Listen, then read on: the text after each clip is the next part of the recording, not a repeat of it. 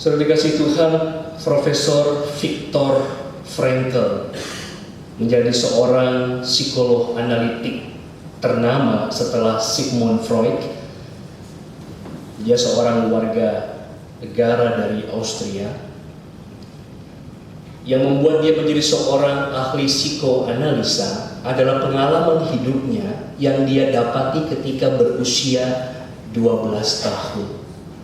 Waktu itu ia bersama dengan keluarganya dan juga orang-orang Yahudi yang lain pada era tahun 1940-an menjadi bagian dari proyek program Nazi untuk mengumpulkan orang-orang Yahudi dimasukkan ke dalam kamp-kamp konsentrasi.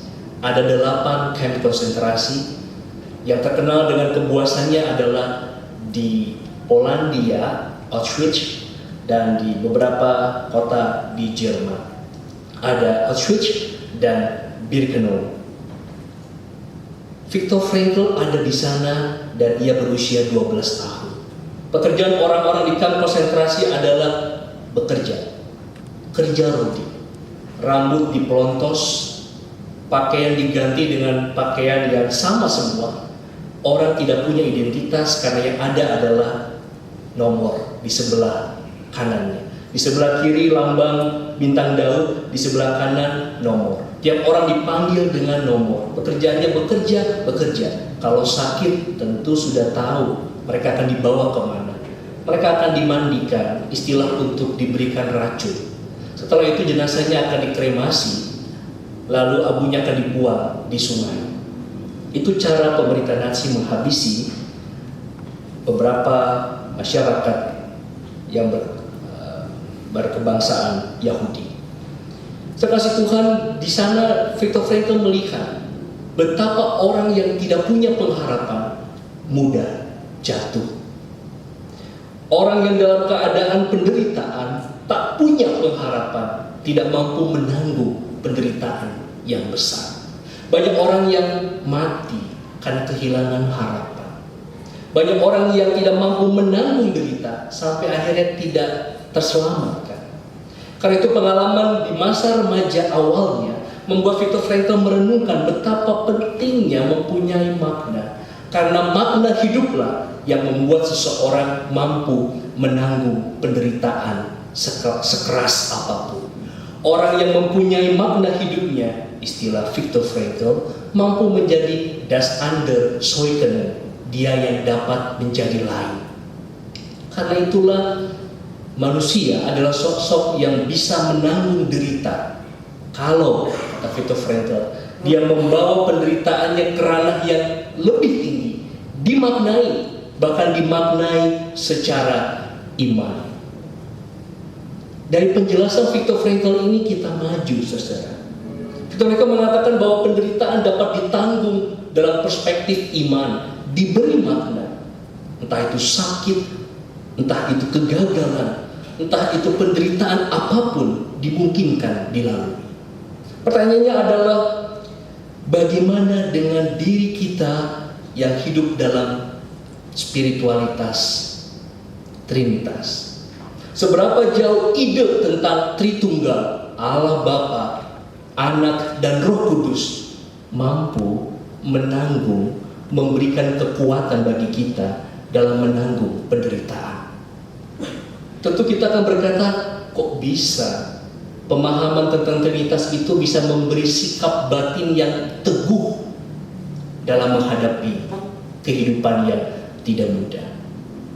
Tentu kita akan melihat betapa jemaat mula-mula juga mengalami penderitaan yang tidak mudah. Mereka ditekan oleh pemerintah Romawi, ditekan oleh komunitas Yahudi, ditambah lagi dengan pergumulan keseharian rumah tangga mereka. Dalam jemaat mula-mula mereka menghadapi situasi yang tidak mudah, ditindas, penderitaan. Tetapi mengapa mereka kuat? Mereka tidak hancur. Kita mengatakan karena pengharapan. Ya, tapi pengharapan seperti apa yang terbangun dalam diri jemaat mula-mula? Kita akan menemukannya, karena inilah yang kita akan gali terlebih dalam minggu Trinitas ini, bahwa mereka kekuatan Mereka berasal dari penghayatan spiritualitas Trinitas. Bagi jemaat mula-mula, Trinitas itu bukan soal pengetahuan. Tentu kita punya pengalaman tertatih-tatih belajar Trinitas di kelas katekisasi.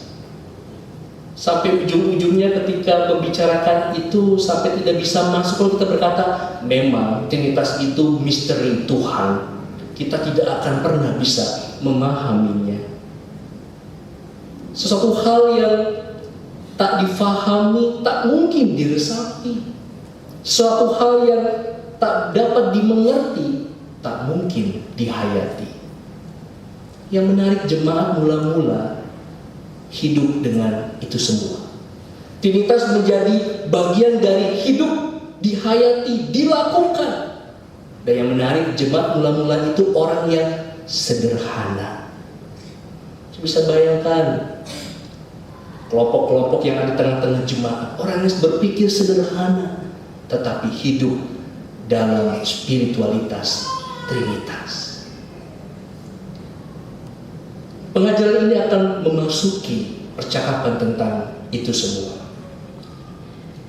Yang pertama, saudara kasih Tuhan, dalam bacaan yang pertama kitab Amsal pasal 8, penulis Amsal mulai menjelaskan siapa itu, apa itu hikmat. Karena Amsal menawarkan hikmat, pertanyaannya adalah siapa, apa itu hikmat. Amsal pasal 8 ayat 22 mengatakan Tuhan telah menciptakan aku sebagai hikmat. Hikmat dalam bahasa Ibrani adalah hokmah. Hikmat diciptakan Tuhan. Dan yang menarik lagi adalah hikmat bersama-sama dengan Tuhan menciptakan dunia. Hikmat hadir saat Allah menciptakan dunia ini. Hikmat menyaksikan karya Tuhan. Bahkan dikatakan hikmat adalah anak kesayangan dari Tuhan. Dia bersama-sama dengan Allah. Karena itu dalam ayat yang pertama di pasal 8, hikmat berseru-seru di tengah keramaian untuk menawarkan datang kepadanya. Karena hikmat baik untuk pengalaman dan kecerdasan dalam ayat yang kelima. Kata hikmat itu berjenis kelamin feminin. Orang Yahudi sama dengan orang Yunani mempunyai kata-kata berjenis kelamin tertentu. Hanya Yunani lebih kompleks, ditambah ada berjenis kelamin, ada yang tidak berjenis kelamin yaitu netral. Ada kata berjenis kelamin maskulin, ada kata berjenis kelamin feminin. Penggunanya berbeda.